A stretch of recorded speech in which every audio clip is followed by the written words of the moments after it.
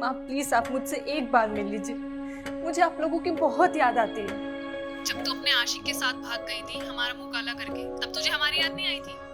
माँ माँ please please मुझे एक मौका दीजिए, प्लीज माँ। मुझसे बात करने की जरूरत नहीं है, समझी? फोन रख। किससे खड़े होकर बात कर रही हैं यहाँ पे? वो किसी से नहीं बात कर रही। फोन दिखा मुझे। ज्यादा चालाकी कर रही है मेरे साथ, हैं? फोन दिखा। नहीं, मैं किसी से बात नहीं कर रही अरे थी। दिखा। अरे नंबर डिलीट कर दिया तूने? हैं? नहीं, मैंने कोई नंबर डिलीट नहीं किया। सच बता, किससे बात कर रही है? आप मेरा विश्वास करिए, मैं किसी से बात नहीं कर रही थी। तेरी बात का विश्वास करूं? एक भगौड़ी का? ये आप ऐसे क्यों बोल रहे हैं? तो कैसे बोलूं? तू अपनी माँ बाप की तो सगी हुई नहीं, तू मेरी क्या सगी होगी? और वैसे भी ढूंढ लिया होगा तूने कोई अपना नया आशिक। ये आप कैसी बातें कर रहे हैं? हमारी शादी को 3 साल हो चुके हैं और तब से आप मुझे हर दिन मारते पीटते हैं। मैंने आज तक शिकायत नहीं की क्योंकि मुझे लगा कि शिकायत करके मैं क्या कर लूंगी। मेरे पास तो अपना घर तक नहीं है, पर आप मुझे हर दिन एहसास दिलाते हैं कि आपके साथ भागना मेरी जिंदगी की सबसे बड़ी गलती थी। अच्छा, गलती हो गई ना, तो ठीक है, मैं गलती सुधार देता हूँ। निकल मेरे घर से।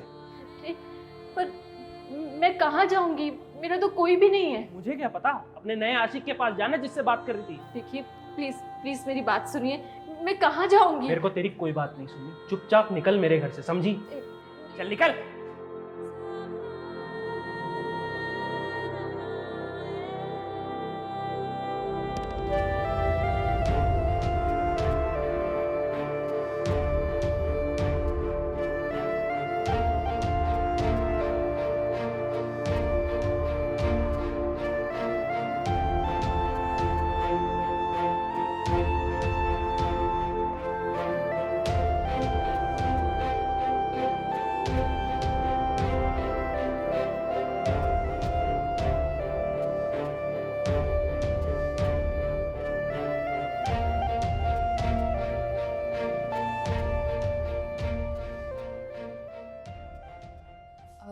साहब चलोगे?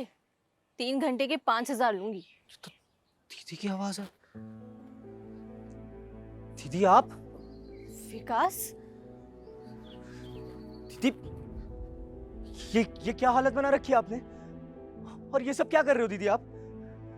3 साल से आपका कोई अता पता नहीं है, आप घर तक वापस नहीं आए हो दीदी, और ये सब क्या कर रहे हो आप? विकास मुझे माफ कर दे, मुझसे बहुत बड़ी गलती हो गई। एक लड़के के लिए मैंने तेरा, मम्मी पापा का, सबका भरोसा तोड़ दिया और उस पे ट्रस्ट करके घर छोड़कर भाग गई।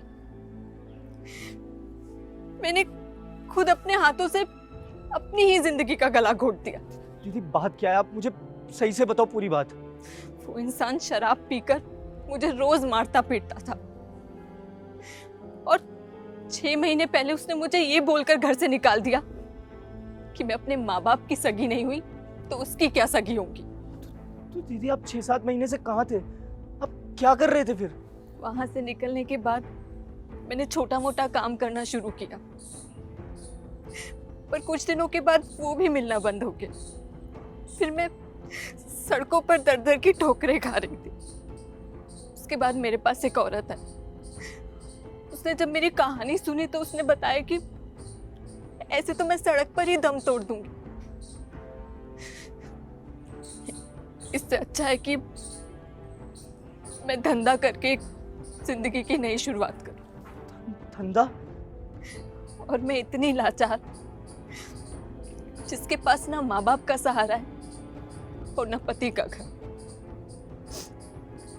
इसलिए मजबूरी में आकर मुझे ये जिस्म फरोशी का धंधा करना पड़ा। दीदी आपके साथ इतना कुछ हो गया, आपने एक बार भी मुझे कुछ नहीं बताया, और दीदी आप घर तक वापस नहीं आई। मैं किस मुंह से घर आती? जिन लोगों के मुंह पे कालिक पोतकर मैं वहां से भाग गई थी, मैं उनसे नजरें कैसे मिलाती? मेरी वजह से तुम लोगों को कितना सुनना पड़ा होगा। दीदी अब आप ये सब नहीं करोगे, आप मेरे साथ घर वापस चल लो बस। दीदी नहीं, मैं घर नहीं आ सकती। आप ये क्या बोल रहे हो? और आपको घर की कोई टेंशन लेने की जरूरत नहीं, मैं सब संभाल लूंगा, बस आप सब वापस चलो दीदी प्लीज। तू समझ क्यों नहीं रहा है? मैं अब वो श्रद्धा नहीं हूँ, अब मैं रोजी हूँ जो अपना जिस्म बेचकर अपना पेट भरती है। दीदी आप कोई रोजी ओजी नहीं हो, आप मेरी बहन हो श्रद्धा, और दीदी मैं आपको इस दलदल में और नहीं रहने दूंगा। आप मेरे साथ घर चल लो वापस बस।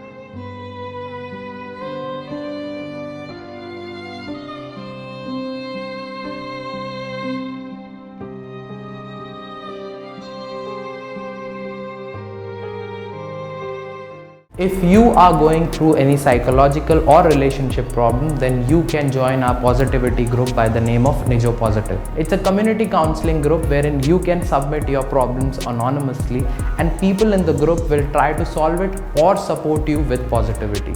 The link is in the description below. Thank you. Bye-bye.